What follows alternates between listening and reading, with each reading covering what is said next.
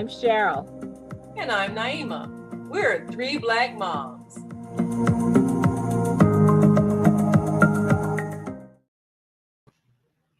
Okay, let me start this story by telling on myself. As the parent, and we were older parents of a single child, we became, and I know I did, all the things that we used to make fun of. Sarah had lots and lots of toys, and all her toys were loud. I never got the riding toy that she could just make little sounds by herself. I had to get her the loud one that made all kind of animal sounds. She had the dancing doll, which was a bribe after she got when she was potty training. And it was pretty much she kind of got a lot of stuff where you would walk into my house and say, "Why are there so many toys and this is all one child?" And I used to make fun of people who did that until I became that. But recently she and I went to Riverdance, and the three of us went to Alvin Ailey, and we were reflecting on how many times during her childhood she also had lots of experiences. Now, don't get me wrong, she also had a lot of lessons. She had piano, voice, dance, gymnastics, baton, um, ice skating briefly. She had a lot of things that some of them were expensive, gymnastics, dance, and some of them were not, like ice skating lessons or baton lessons. Those things weren't that expensive. But what she was talking about last week were all the times that we went and did things with her. And I asked her in preparation for this show, well, what do you remember? What did you like about those experiences? And she says, well, Dad used to take me to a lot of parks, and I like that because she said, don't let me be a hypocrite because I also got a lot of stuff too. But I used to work nights and Sean worked days. So when I would pick her up from daycare and bring her in sometimes, or before she went to daycare, I would bring her into work and he would take her home. And a lot of times he would stop by different parks on the way and let her play, blow off some steam. And she remembers those things fondly. Now she's in her mid 20s now, but I think that there are just a few toys that she remembers. Maybe the the Game Boy that we got her for when she was traveling, and she said because we didn't she didn't have a tablet. She was a little before the tablet kids. But sisters, I want to talk about all the things that we can give our kids that aren't expensive toys. And sometimes it's just spending the time with them. And that's what she remembers. And even now, that's what she wants to do. She wants to spend time with us. Yeah, I think The that is experiences that's the most. stay in your mind forever.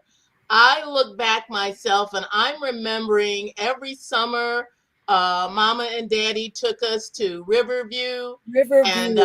those rides were so much fun. And I remember seeing Aladdin's Castle and wanting to go in there, and Mama would say, "No, you're too young. When you get old enough, you can go." And then I remember the year that Mama said I could go to Aladdin's Castle was the year that they tore Riverview down. And I was so disappointed. And there are just so many things that we did as a family. You know, that line, "Are we there yet?" Well, we would go down south to Grandma and Grandpa's house in Alabama and West Virginia and be on their farm and try to chase down the kittens and the great breakfasts that Aunt Annie B made, and watching Daddy come back from the lake where he had been fishing and bringing home all these fish. And I remember him being scared of turtles. And those days just have such fond memories. we did stuff. We had toys, of course, but our outings were just memorable. Going to the zoo every year and experiencing some different part of going to the zoo. And I think even my own kids and grandkids, they remember the fun things we did as a family when we went places. Feeding the giraffes was a major experience, and they're still talking about that. And going to the pool and being with other kids for like maybe a birthday party or something. They all remember the birthday parties. I remember there was this one with my grandson. He's still all into dinosaurs, and they had a guest come in with a giant dinosaur puppet on her arm, and she said, "Oh, this is a baby stegosaurus," and all the kids were all screaming and running around waiting to pet it. That's something that my grandson is going to remember forever. Those things are so special. I think it's the time that you spend with your children that they remember more than the things that you brought them. If there was anything I would advise young parents today, don't think just giving your child a tablet so they can sit somewhere in a corner and amuse themselves is going to be good enough, because what happens is they don't really develop imagination. Number one, I mean, if you have a toy that's doing everything for you, what do you need imagination for? So the best thing you can do is give your child experiences, because they're going to remember and they're going to develop a vocabulary as they describe it. I mean, how many words you need to know to talk about something you're watching on a screen? Not a whole lot. But if you can talk about when you went someplace, the water park, all kinds of visual stimulation, it really helps develop a child's intellect when they have memorable experiences, when they go places and they notice things you would never even think of. And they remember a lot of the sensory experiences. And with Zakia, we like to travel with her, and we would take her places. And then she really developed a bond with her grandparents, because Daddy had this routine I think he was one that picked her up from daycare, because both Sultana and I, we were out working and so forth. I think that's during the time we were working on the books. And so he would pick her up from her preschool, and they had this routine. He'd take her to McDonald's, and then, might go some other place and things like that, or park or whatever. And she remembers that, and they really bonded during that time.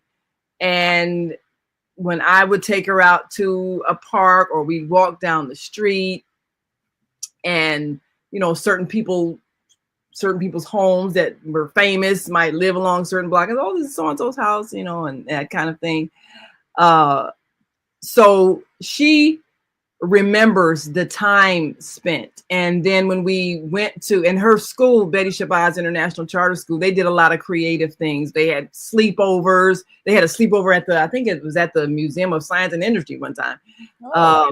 Yeah, that was different. They had a sleepover at the school where they did a lot of games and all kinds of, activities there, and a lot of parents were involved. So she had a rich childhood of travel to different places. When we would go to our annual, religious conventions and go to different cities. We went to Philadelphia, went to, we had friends that we go visit. They lived in Wisconsin, Milwaukee. So I think when she remembers childhood experiences, it was more of the time spent, more of the people that you go to. But Chicago has got so many things to do. And I know she's the same thing. Well, probably, sure, you're probably just like I am. You don't do the tourist things in your city until somebody comes to visit. So we would do the tourist thing that somebody that didn't live here would come to visit. Take them to Sears. Well, it used to be Sears Tower. It's going to always be Sears Tower. Willis Tower. But Sears changed it back. It is now Sears Tower. Oh, did they change it back? Yes. They called it Willis Tower, I'm sure. Willis wasn't working, yeah. So, yeah. So, taking them to the top of that, the different things that they would have. They've got boat rides here. So it's all kinds of activities. And then the museums that are just world famous. I think every school, all if your school's worth anything, you're going to take your children on field trips to all these world class museums that Chicago has. So I think parents should also do that. Don't wait for the school to do it, because you can do it as a family and it has more meaning. Because, you know, when you go to school, you got to go through the whole discipline thing. Okay, you walk this way, and you can't really dawdle and everything. But when you go as a family to these museums, then you can take the time, you can look at the exhibits, you can talk about it, you can sit down and eat lunch at the different places, you know, all kinds of things that you can't really do in a relaxed manner as much at school. So I think parents, even wherever city you live in, get to know the city and take your children to the historic sites, take them to the tourist spots, you know, talk to them about things, let them explore, let them think about history, make it fun. It's not as fun when it's just a school trip, because, you know, it's a school trip, even though they like to get out the school building, but still when it's a family thing, they remember spending time with their family. And this is the thing, is that I would encourage people to do. And Barbara, you can back me up on this, because when you were living in Chicago with your kids, you would get passes from the library to different museums. And the reason why I bring this up is because I don't want to sound elitist, because museums can be very expensive. And I know that. And it was easier for me because we were both working and we were older parents and we were pretty established. But a lot of times, if you have more than one kid, it gets expensive. Well, spend a little more money, just a little bit more money, and it may be $200-300. And that's a lot of money. That's a lot of money. I'm not going to lie.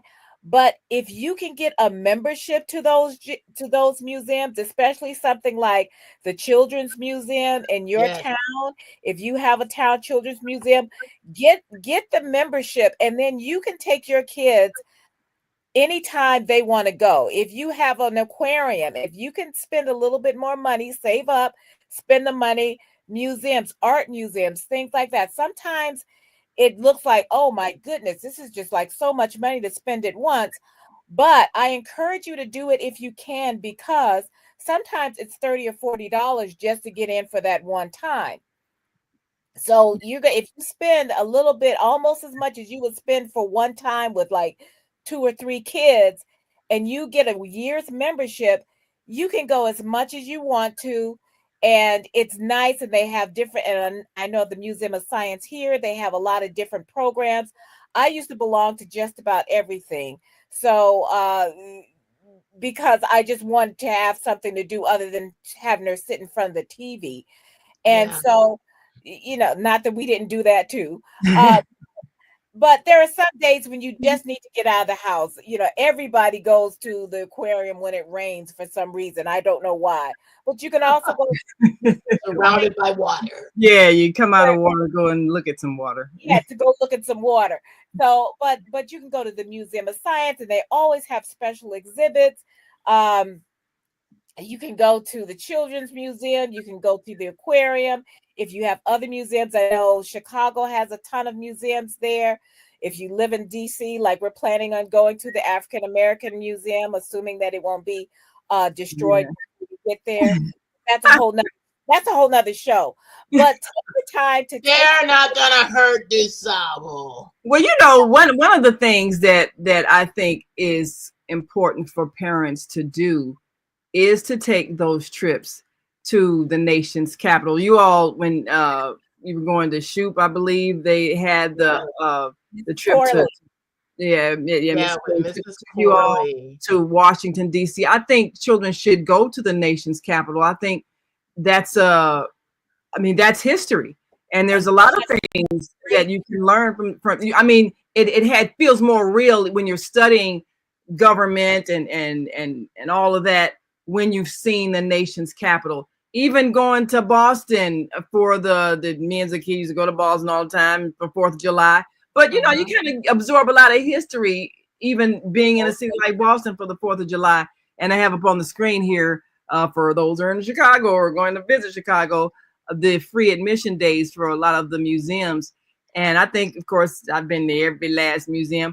But, you know, there are also a lot of free things that cities like Chicago have that you'd be surprised because you had, and I remember one year, I think Zakia was in college by that time, but it was great because Stevie Wonder came and did a free concert out in Grant Park. I'm like, what? So, it was one of those things. I think it was I don't know if it was Push that sponsored it, but it was some major thing. And he came and I was surprised because like her and her friends, they singing along with the song. I'm like, how y'all know the words? Because they're recycling our generation. Oh, Stevie Wonder from 1972. How do you know that song? But it was a packed place. Yeah. It's like Destiny's Child. A lot of the stuff that Sarah knows, and she'll hear, she says, "This is part of my childhood because this is the songs that you had on when you were right." That's how they remember. Yes. But this is the thing with, like I said, Barbara used to get passes to museums, and sometimes if you cannot afford to go to the local library and see if they'll get you passes to some of these museums. And I'm not saying if you can't afford it, but because you know what? You pay taxes. I don't care how much you make or don't make. You pay taxes. So you're paying for this stuff. Go on your website. There's always opportunities for things. And find out what programs. I remember there was one year a friend of mine, her son and Sarah went to school together, and she told me about this program in Franklin Park where they were giving free golf lessons to kids. Mm-hmm. And she says, well, I just want, I'd like to, go. And so we went. I got Sarah like a little golf thing of like, I don't know, 3 or 4 clubs or something. Yeah, I remember we went golfing, miniature golf. The whale watch, that was fun too. Yeah, going whale watching. Whale watch, if you're living near water, or if you come to Boston, do a whale watch. Do one of those goofy little duck tours. Wait a minute, what was that? I remember the first time you talked about going whale watching. And I was thinking WELL. I'm like, how boring is that? HALE,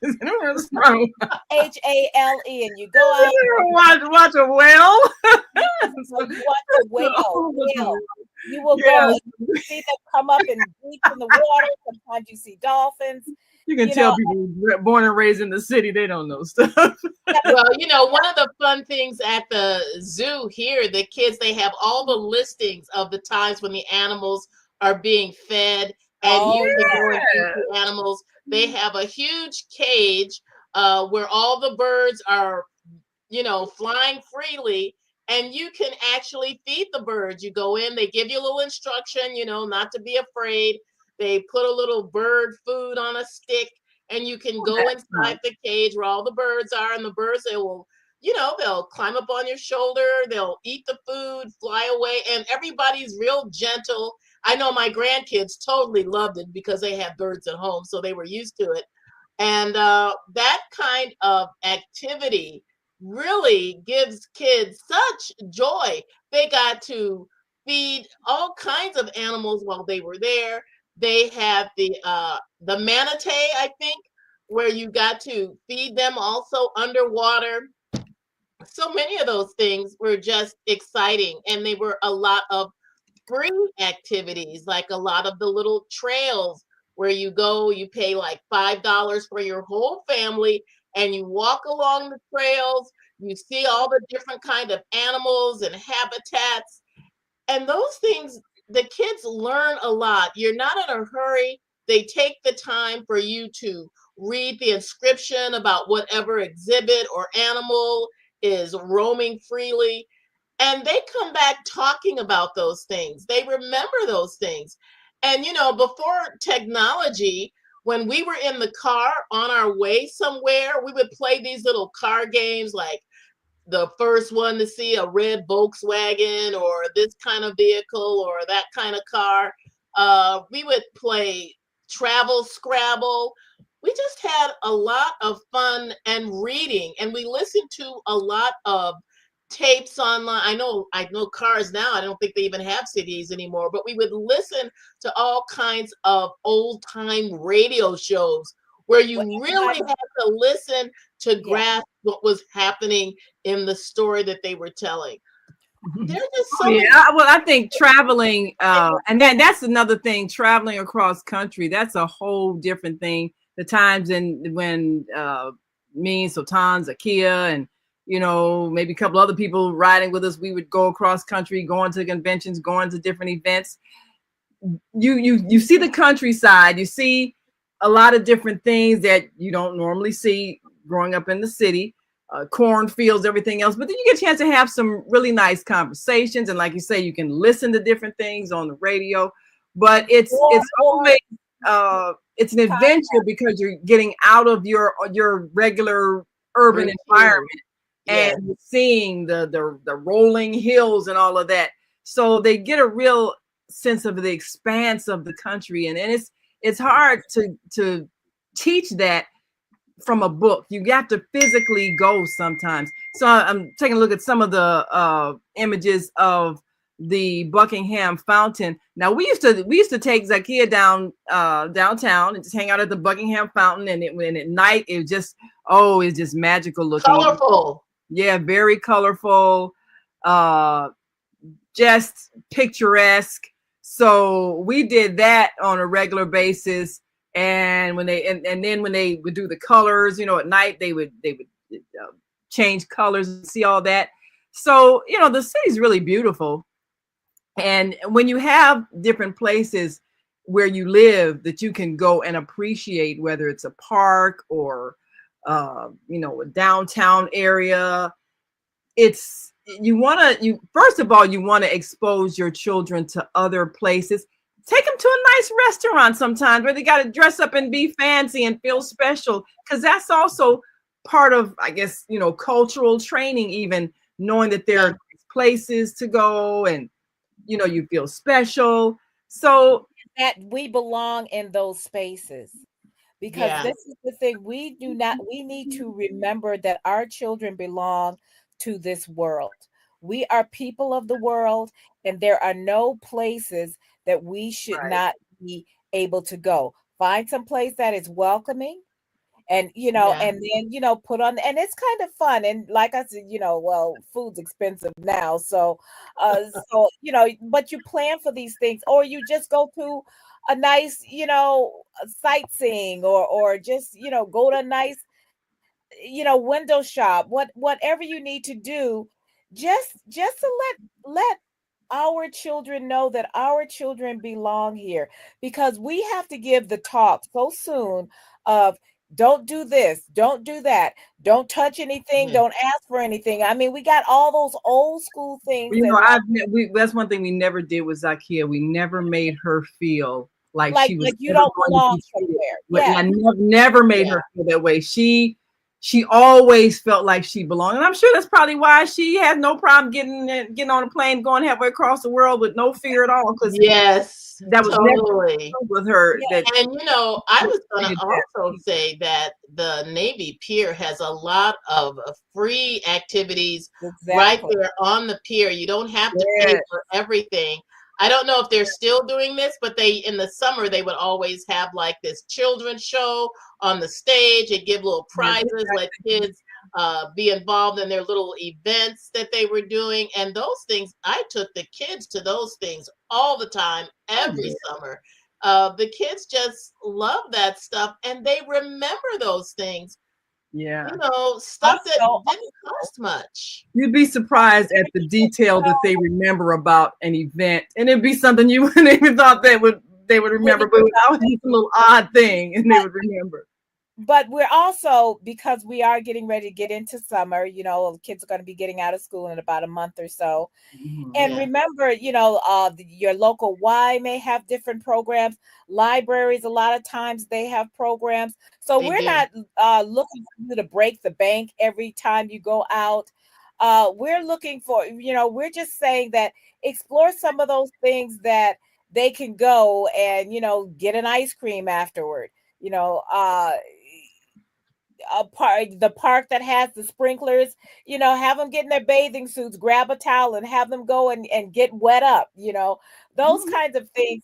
A lot of places have those, and we have just gotten so used to feeling like, oh, okay, you got this, sit down, watch something, don't think about this. And a lot of times you're not even thinking, because if you're tired when you come home from work, and Sarah said this, she says, I don't see how in the world you all did that, because when I'm out of We're work, I am energized by our tired. But youthful children. we were older parents, and I did not want us to be old parents for her. Yeah. So, yeah, Sean would get off of work, and he's done 8 hours or so, and he still had to take her somewhere. So he'd take her to the park. Then she'd go to 99 restaurant and sit and do her homework, and had her favorite waitress, and the whole thing. So we weren't big cookers, and I still ain't. He still does more cooking. But But those things that you remember the times, you remember maybe the time you did do a cookout in the backyard, or you remember, going to a friend's house for a cookout. You remember, all kinds of things.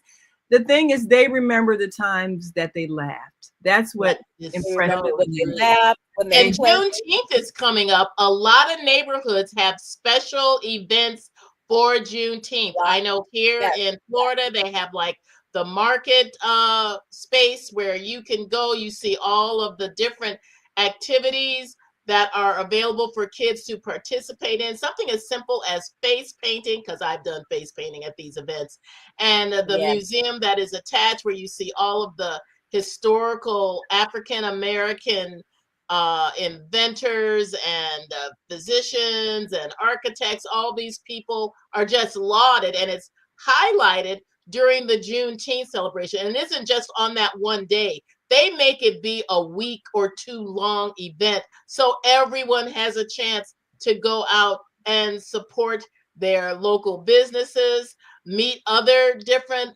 entrepreneurs that are starting. I've gotten some of the best jewelry I've ever owned at these Juneteenth celebrations. And these things are often sponsored by different family groups in the neighborhood that have decided to get together to give their kids something different and unique and special during the summer months when they're out of school, and they want to give them some kind of routine that gives them good memories of their times at home. They're good memories of their times being out of school, things that they do that they don't ordinarily get to do. Yes. Yeah, that's true.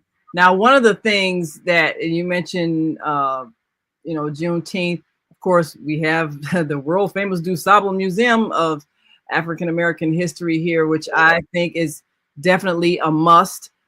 People should make sure their children have some wholesome history, especially if they are able to go and see some of the exhibits.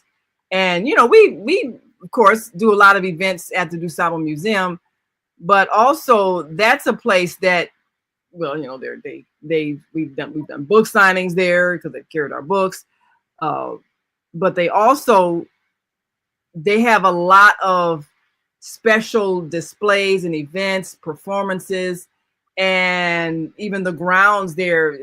They have the African Festival of the Arts in that area every year. So a lot of different neighborhood festivals that go on, a lot of vendors, a lot of cultural things. So I think people, like you say, you can always go online and look and see what is happening in your city, so that you can take your children out of the neighborhood sometimes and see something else, meet some different kinds of people. They can learn some things, and they can experience history in a lot of these events. So, I think parents have to kind of see what's going on. Like you say, the summer's coming up. A lot of different things you can do. Do not have your children just sit at home and watching TV or sitting in front of a tablet. Do not do that this summer. They need to get out. I want to jump in because we do have to go. But I want to say also consider maybe a block party. I mean, you can get some of your neighbors together. It's usually not much for you to call the city and have them block off the street. Have maybe a bouncy house. Sometimes that doesn't cost that much if other people pull it together. I used to get a bouncy house when we used to do church activities, and it'd be like 200, 250 or something. Things like that. The kids like, you just go out, make it safe for them to go out in the street. But like I say, I know we're out of time, but I just want to say, your kids want to spend that time with you, and you want to spend your time with your kids. So let's not think that it's always about money or things. Sometimes it's time and experiences. Yes, time is always best. Well, thank you all for joining us. Get ready for a great summer. Spend that time. And until next time, make sure you like and subscribe to our Facebook page and YouTube channel so you can get notified every time we go live at 5 p.m. Sundays Central Time, 6 p.m. Eastern Time on Sundays. And until next time, I'm Naima. I'm Cheryl. I'm Barbara. We are 3 Black moms.